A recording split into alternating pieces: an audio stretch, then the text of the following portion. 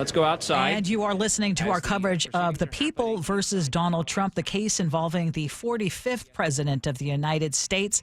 G, just want to get a couple of quick thoughts from you about what you saw on the television screens as our former president walked into the courthouse. I've never seen anything like it. The feeling that I get looking at Donald Trump come through those doors at that time was a real sense of power.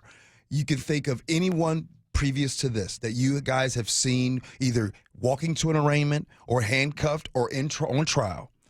And I was thinking, I thought I'd seen it all. We've seen John Gotti. We've seen O.J. Simpson, whoever you want to pick.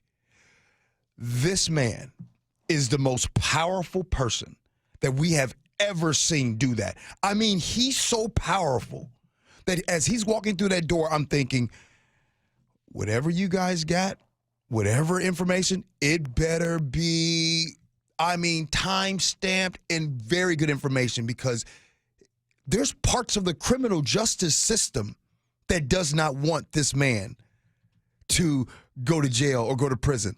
Like, that's what I saw. Coming out in that blue suit, I can only imagine what it would be like being there. I'm just watching the TV. And when he walked out, he didn't walk out as if he's the average 70-something-year-old, like, oh, feel sorry for me.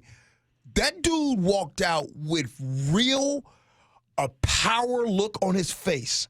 Ursula, I felt power when he came out of that door. He was wearing a navy blue suit. He had a red tie. He walked into the courtroom surrounded by security guards.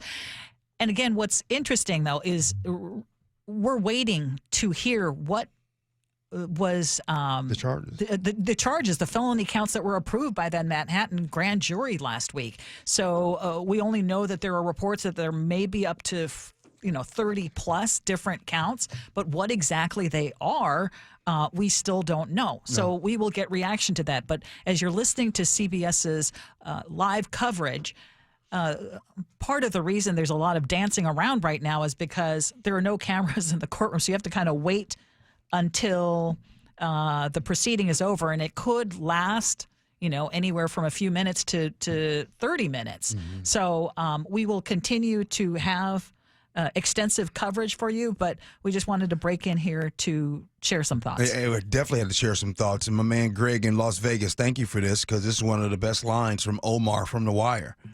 You come at the king, you better not miss. And this moment right here was like, Ursula, it didn't do it for me watching him in the cars on the way, and it didn't do it for me seeing all of the supporters and all that. It really got real when I saw him walk out of that door. And people are saying that he doesn't look happy. No, he does look happy. That dude looks mad. And I'll admit, that's scary. That's scary. A mad Donald Trump in this country is scary. The most powerful dude. Who's come close in this country to being arraigned, or in this case, who's come close? Yeah, I can't think of anything right now. This is unprecedented. So, yes, this is history in the making. But I want to hear from all of you who are listening right now. And I know for some of you are like, hey, this is really boring. Can we talk about something else? No, we're talking about a former president who is facing potential felony charges. And this is a big deal no matter what side of the fence you're on. And I want to hear from you, though. Is there anything that could happen today that would change your mind about the 45th president of the United States? If you are an ardent Trump supporter, is there anything that you could hear right now? Or have you already discounted this as a witch hunt, as Trump himself has called it? Or would there be something that, if you were to see today, could change your mind? Because right now, Donald Trump continues to be the front runner for the Republican Party. Yeah.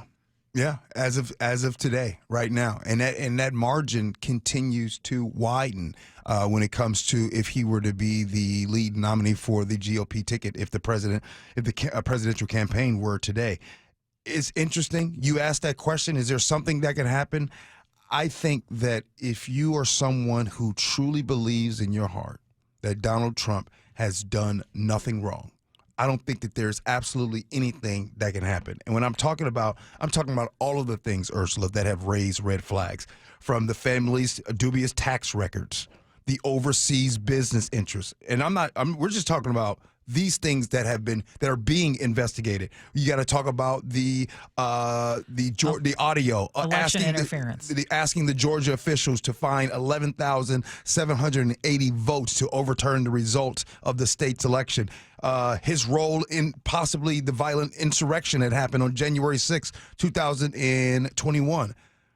There's so many things that he's being investigated for.